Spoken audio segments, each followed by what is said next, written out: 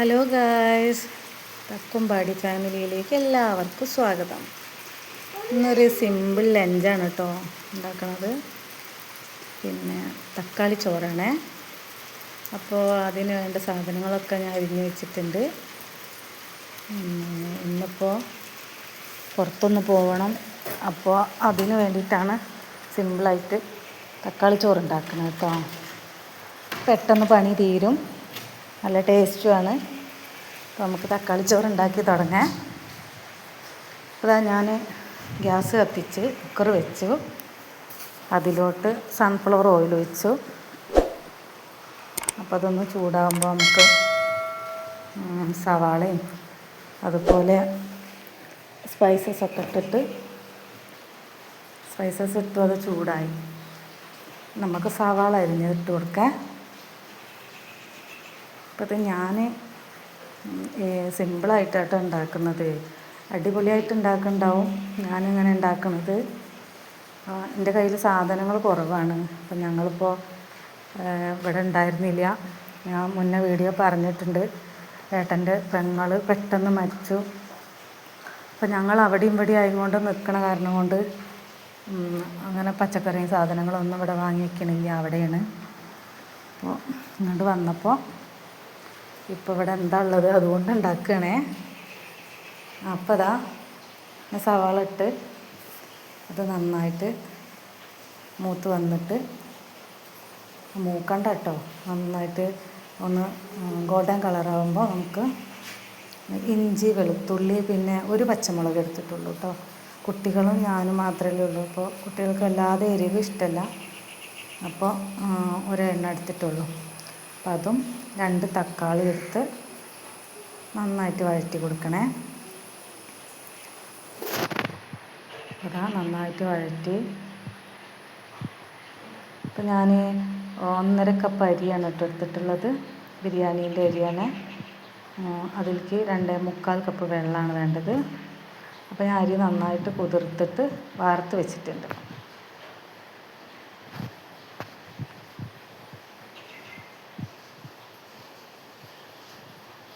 അപ്പോൾ അതാ നന്നായിട്ട് സോഫ്റ്റായി. അപ്പോൾ നമുക്കതിലേക്ക് ആവശ്യമുള്ള പൊടികളൊക്കെ ചേർത്ത് കൊടുക്കാം. മഞ്ഞൾപ്പൊടി, ഇച്ചിരി മുളക് പൊടി ചേർത്തിട്ടുണ്ട്. ഗരം മസാല ചേർത്തു. അപ്പോൾ അതെല്ലാം കൂടെ ചേർത്തിട്ട് നന്നായിട്ട് ഇളക്കി യോജിപ്പിക്കാം കേട്ടോ.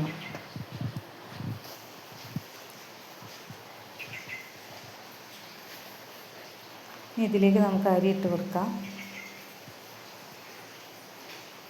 അപ്പോൾ കഴുകി വാർത്ത് വെള്ളമൊക്കെ തോർന്ന അരിയാണ്.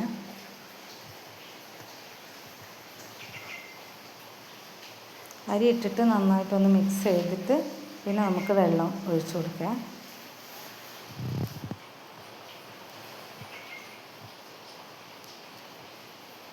ഇപ്പം ഞങ്ങളെ നാട്ടിലൊക്കെ പിന്നെ 16 ആകുമ്പോഴത്തേക്കും ഞങ്ങൾ ഒക്കെ മുക്കി അലക്കി അല്ലാതെ നമ്മൾ ഒക്കെ വൃത്തിയാക്കും വീടൊക്കെ. അപ്പോൾ ആ പണി ഉണ്ടായിരുന്നതിൻ്റെ ഇടയിൽ, കാരണം പേലെ ഉള്ളതല്ലേ, അപ്പോൾ ഏട്ടൻ ഇങ്ങോട്ട് വരുന്നതാണ്. അപ്പോൾ അങ്ങനെ ആ പണികളൊക്കെ ചെയ്തിട്ടാട്ടോ പെട്ടെന്നത്. ഇതിപ്പോൾ ഒരു 12 മണിയൊക്കെ ആകുമ്പോഴാണ് ഞാൻ ഉണ്ടാക്കുന്നത്. അതെല്ലാം കഴിഞ്ഞ് കുട്ടികൾക്ക് വിശക്കുമല്ലോ. അപ്പോൾ പെട്ടെന്ന് അങ്ങനെ ഒരു തക്കാളി ചോറുണ്ടാക്കി. അപ്പോൾ അരി ഇട്ട് നന്നായിട്ട് ഇളക്കി വെള്ളം ഒഴിച്ചു, കുറച്ച് ഉപ്പും കൂടെ ഇട്ടിട്ട് നമ്മൾ കുക്കർ അടച്ച് വെച്ചിട്ട് വേവിക്കാം. ഒറ്റ വിസിൽ മതിയാവും. പിന്നെ നമ്മൾ ആ ആവിയിൽ അവിടെ ഇരുന്നാൽ മതി.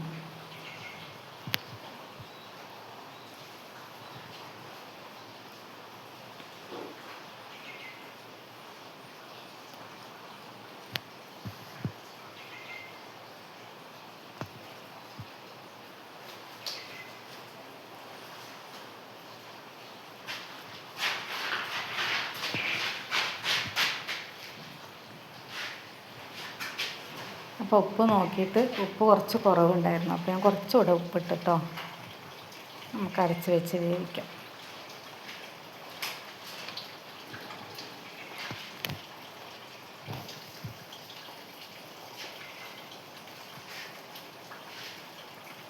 ഒരു വിസിൽ വന്നിട്ട് നമുക്ക് നോക്കാം.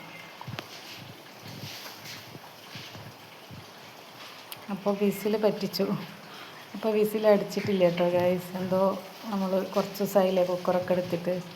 അപ്പോൾ വിസിൽ വരുന്ന കാണാനില്ല. അപ്പോൾ ഒന്ന് തുറന്ന് നോക്കി, കുഴപ്പമൊന്നുമില്ല, അടിയിലൊന്നും പിടിച്ചിട്ടില്ല. അപ്പോൾ അത് വെന്തിട്ടിട്ടുണ്ട്. നല്ല മണം, ബിരിയാണിയുടെ മണം പോലെ വരുന്നുണ്ട്. അമ്പാടി പുറത്തുനിന്ന് വന്നിട്ട് ചോദിക്കുക, അമ്മ അന്ന് ബിരിയാണിയാണോ? അപ്പോൾ അത് നല്ല തക്കാളി ചോറ് റെഡിയായി. നമുക്ക് പപ്പടവും കാച്ചി ചോറുണ്ണാം.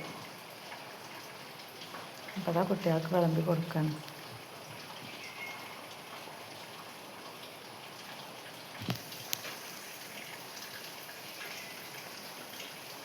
പെട്ടെന്നൊക്കെ നമുക്ക് ഉണ്ടാക്കാം അല്ലേ. മല്ലിച്ചപ്പ് ഒന്നും ഉണ്ടായിരുന്നില്ല കേട്ടോ ഇടാൻ.